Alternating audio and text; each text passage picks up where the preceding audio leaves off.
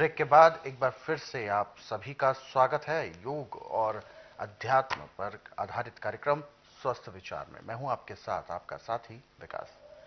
दर्शकों, योग और प्रकृति ये एक दूसरे से जुड़ी हुई हैं और चूंकि प्रकृति हमें औषधियां देती है, प्रकृति हमें ऐसे गुणों से भरपूर वनस्पति देती है जिसकी वजह से हम अपने स्वास्थ्य को बेहतर कर सकते हैं, रोगों को दूर रख सकते हैं और योग हमें हर प्रकार के रोगों से सुरक्षा देता है। तो ऐसे में हमारे शरीर में इम्यूनिटी पावर बढ़े, एक हमारा शरीर बलशाली हो, हमारा जो ध्यान है, जो हमारा मस्तिष्क है वो एकाग्र हो, उसमें से ध्यान केंद्रित हो सके, ये सभी चीजों का हमें प्रयास करना है और इसमें सफल होना है। यदि ऐसा हम कर लेते हैं तो यकीन माने शरीर पर तो कोई रोग होगा ही नहीं, साथ ही साथ जो हमारे मस्तिष्क है, जो हमारे दिमाग की फ्रिक्वेंसी है, उसकी जो गति है वो बहुत अच्छी हो जाती है, यानी तेज हो जाती है। ऐसे में हम अपने जो जीवन के जो अनेक ऐसे कार्य हैं जिनको करने का प्रयास कर रहे हैं वो सफलतापूर्वक हम कर भी लेते हैं। तो इस कार्यक्रम में हम बहुत सारे नुस्खे, बहुत सारे उपचार आपको बताते हैं और आपके जो हेल्थ है, यानी आपका जो स्वास्थ्य है, उसको बेहतर करने के बहुत सारे आसान तरीके भी बताते हैं और साथ ही साथ घरेलू नुस्खे भी बताए जाते हैं। तो इसीलिए हम आप सभी से अनुरोध भी करते हैं कि जब भी आप इस कार्यक्रम को देखने बैठे तो कॉपी और पेन जरूर लेकर बैठा करें। जो भी नुस्खे, जो भी उपचार आपको बताए जाए, उनको आप लिख जरूर लिया करें। तो आगे बढ़ते हैं और शुरू करते हैं आज के मुख्य विषय पर चर्चा। गुरु जी, आज के इस अंक में हम बात करेंगे अम्ल पित्त के बारे में। हमारे शरीर में एसिड बनता भी है, उससे हमें लाभ भी होता है और नुकसान भी होता है। तो सबसे पहले तो हम दोनों पर ही बात करेंगे कि नुकसान किस किस तरीके से होता है, कैसे ये जो अम्ल पित्त की जो समस्या बन जाती है ये कैसे हमारे शरीर को जर्जर कर देती है, क्या अवधारणा होती है इसके पीछे। देखिए, जो खट्टी चीज़ें ज़्यादा खाते हैं, तली हुई चीज़ें ज़्यादा खाते हैं और आर्टिफिशियल चीज़ें ज़्यादा खाते हैं, इसको लीवर पचाता नहीं।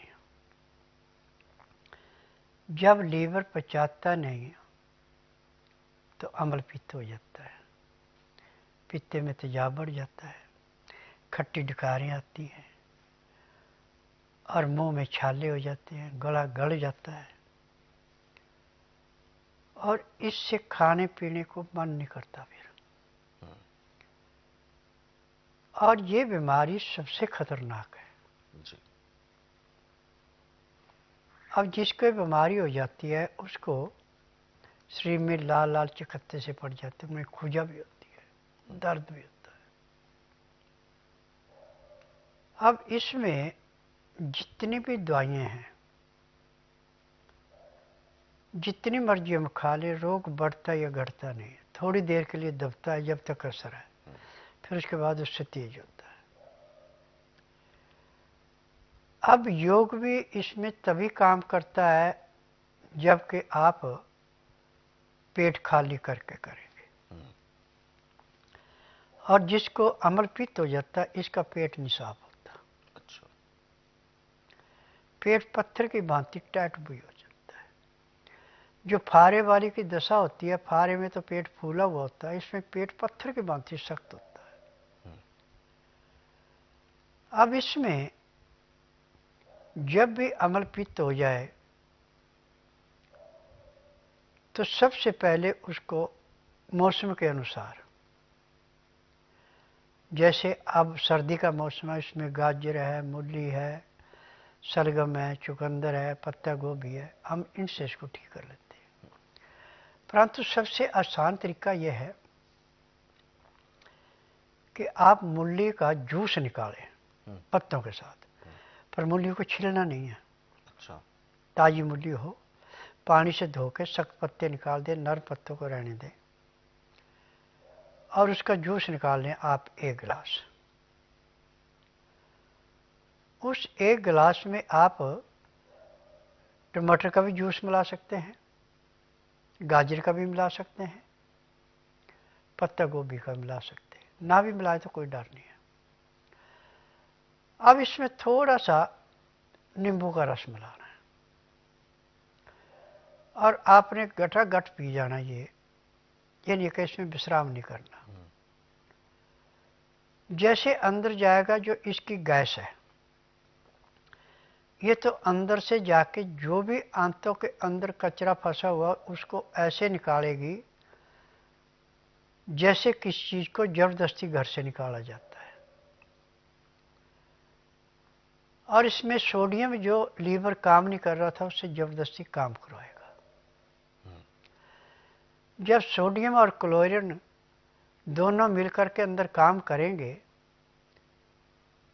तो एक हफ्ते में उसका जो अमल पित्त समाप्त हो जाएगा।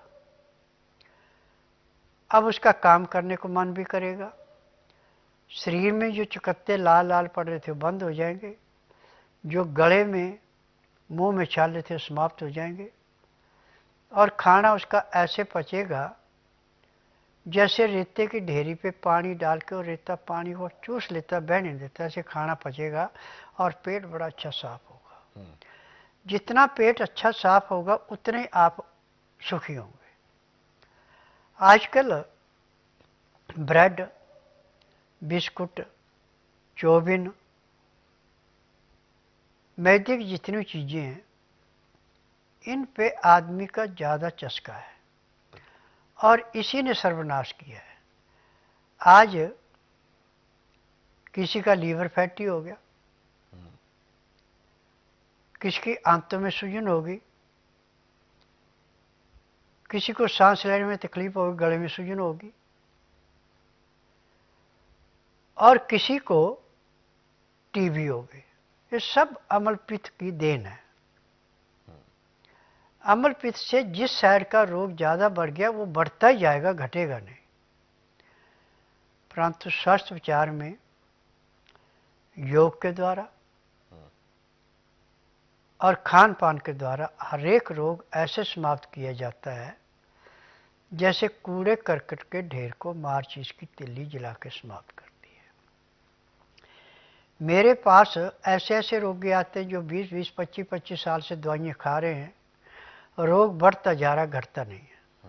परंतु जिस दिन रोगी आता है उसी दिन उसको 20% आराम तो परमानेंट मिल जाता है और महीने 1.5 महीने में जब रोग समाप्त हो गए उसको कहते हैं अब दवाई की जरूरत नहीं है।